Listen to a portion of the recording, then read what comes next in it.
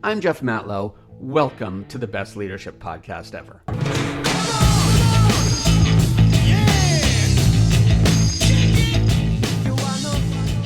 Welcome back to the best leadership podcast ever, where every week we rethink your daily behaviors to help you become a leader people want to follow. My name's Jeff Matlow. I'm a leadership coach, former entrepreneur, author, keynote speaker, and a whole bunch of other things that you probably don't care about, so we're not even going to talk about them. What I want to talk about, however, is failure to change. And it starts with a highway, or actually just a small stretch of highway. 63 miles to be exact, and the highway is Interstate 19 outside of Tucson, Arizona. Now, this little 63-mile stretch of highway is pretty unique for one reason. Do you know what the reason is? I bet you don't. That's why I'm going to tell you. It's the only road in the United States which uses the metric system. That's right. On this 63-mile stretch, instead of displaying miles for the next exit, the signs are in kilometers. And instead of miles per hour for speed limits, the signs show kilometers per hour. Here's another interesting stat. Of the 193 countries in the world, every single one of them uses the metric system for measurements except one, the United States. The US actually made an attempt to adopt the metric system, but then we failed to change. And as it turns out, this is a fairly common mistake among leaders, but we'll get to that in a second. First, let's talk about the US government. As it turns out, way back in 1866, the US government declared the metric system as the official measurement standard for commerce in the United States. Who knew, right? In fact, we then doubled down in 1975 when we signed the Treaty of the Meter alongside Germany, Russia, and France. Besides being the most ridiculous excuse for a treaty, this document cemented the metric system as the official measurement system for trade and commerce in the US and in the world. Let me rephrase all of this to make it clearer for you people in the cheap seats. According to the US government, the metric has been the US standard of measurement for 158 years, but nobody seems to know it or adhere to it. Crazy, isn't it? The government tried to enact the metric system, starting with those 63 random miles of tarmac outside Tucson, but in the end, they failed to change. Heck, if you run a 5K or 10K race in the US, event distances that are defined by the metric system, the 5 kilometer or 10 kilometer, the running splits you get will still be in the imperial system. They'll still be in miles, not the metric system, even though the distance of the race is in metrics. Nutso, right? What's even more wackadoodle is that the same type of behavior is playing out in a lot of companies, and probably even in yours. See, in my executive coaching practice, I've come across hundreds of leaders who have failed to change. They've relied on the false belief that change will magically happen simply because they've declared it should. But that's not the way business works, or life, or measurement systems. Simply because you build it, it doesn't mean they'll come. They won't. They're happier where they are. Imagine you're back in 6th grade. Let's say your teacher walked into the classroom one day and declared, "All of you students will be masters of algebra because you must know algebra to live in this world." And after saying that, let's say the teacher just sat down at her desk and began quietly knitting. I think we can both agree that your teacher in this scenario would have failed to teach. Kids wouldn't struggle to learn algebra on their own simply because the teacher said so.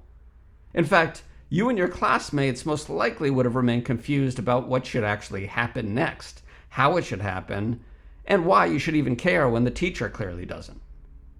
Also, your teacher should probably be fired. But business leaders repeat the same behavior everywhere all the time.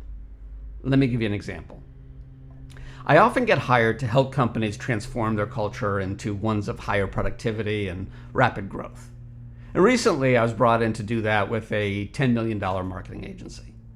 The company had reached a revenue plateau, and with a lot of global brands as clients, they needed to transform from being a project-based vendor to being retainer-based and a strategic partner.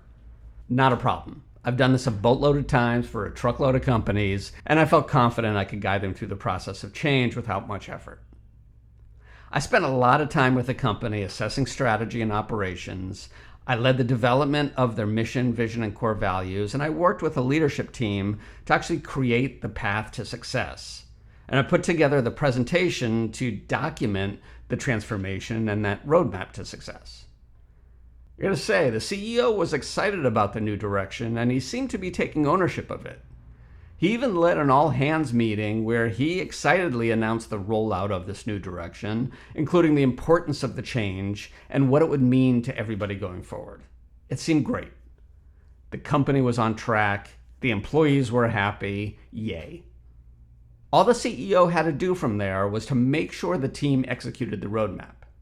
He had proverbially paved 63 miles of highway, and now it was time to empower his people to pave the rest of the path. Then the wheels fell apart, or rather, the train lost its steam, or whatever similar analogy you want to use there. After all the work and that exciting rollout, the CEO failed to change. He suddenly didn't seem to care. In fact, he even failed to adapt to the cultural changes himself. He told everybody the importance of making the changes, and then, like the algebra teacher, he just sat knitting at his desk. Proverbially. I don't think he actually was knitting. He failed to change, but expected others to embrace it. He told some people they need to adopt the behaviors, while consciously letting others ignore them. In the end, of course, nothing changed. Just because you declare something true doesn't mean it will come true. For 158 years, the US government declared the metric system to be the country's standard of measurement.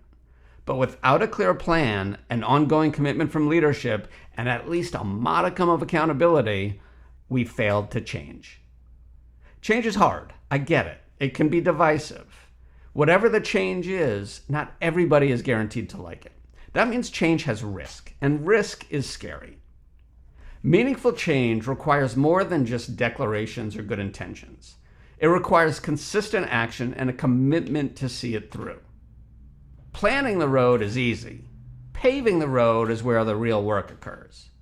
So think of these two questions, if you will, and I hope you will. What change have you expected to happen that has failed to happen? And have you or your boss declared a need for the team to change and then sat back hoping the team would tackle it on their own? If you've ever experienced something like this, drop me a line. Let me know at leadership@bytitleonly.com. I'd love to hear your story. And the next time you've got a new initiative to implement, remember that tarmac on Interstate 19. Because change isn't just about putting up some signs. It's about paving the path to success and consistently guiding people to their ultimate destination. It's time to take the change beyond Tucson, don't you think? Hey, if you like this, please give it 5 stars, leave a review. If it resonates with you and you're interested in how to change your company to one of higher growth or greater productivity, drop me a line. You can find me at bytitleonly.com or on LinkedIn. Either way, I appreciate you. It means a lot that you're here listening. I'll talk to you next time. Bye.